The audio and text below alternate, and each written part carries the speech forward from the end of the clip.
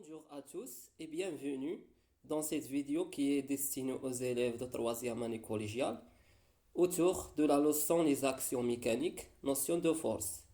Plus précisément, on va continuer la correction des exercices. Alors, notre exercice dans cette séance est de numéro 21 de la page 100 de Manuel étincelle. On commence par une lecture attentive de l'exercice.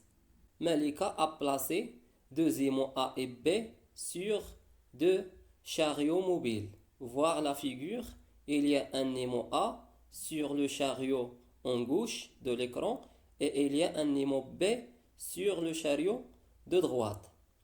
Après, Malika rapproche les deux chariots, puis les lâche. Il a observé que les chariots s'éloignent l'un de l'autre dans un mouvement rectiligne, comme le montre l'animation suivante. Question 1. Peut-on dire qu'il y a une interaction entre les deux aimants? Justifie ta réponse. 2.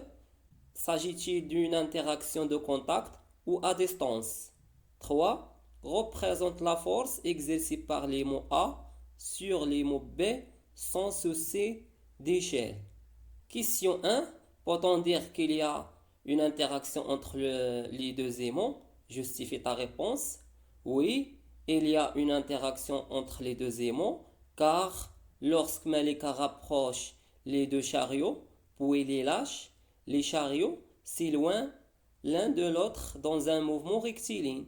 Cela signifie que chaque aimant exerce une force de répulsion sur l'autre. Question 2. S'agit-il d'une interaction de contact ou à distance? La réponse, il s'agit d'une interaction à distance. Pourquoi? Car seulement si on approche les deux chariots sans contact, puis on les lâche, on observe que les chariots s'éloignent l'un de l'autre dans un mouvement rectiligne.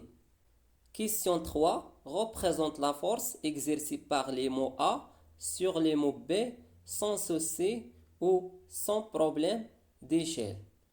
Alors, on va préciser premièrement les caractéristiques de la force. Les caractéristiques de la force exercée par les mots A sur les mots B, on la note par F de A sur B sont. D'abord, le système étudié est les mots B. Et puisque la force est à distance, donc le point d'application est le centre de gravité de B. Et puisque les mots B s'éloignent de A, donc le sens est de A vers B. Et puisque B est en mouvement rectiligne horizontal, donc la droite d'action est horizontale.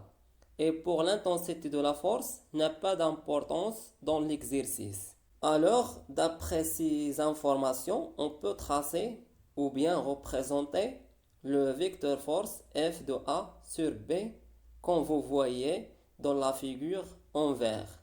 Et finalement, je vous remercie de votre attention et à bientôt.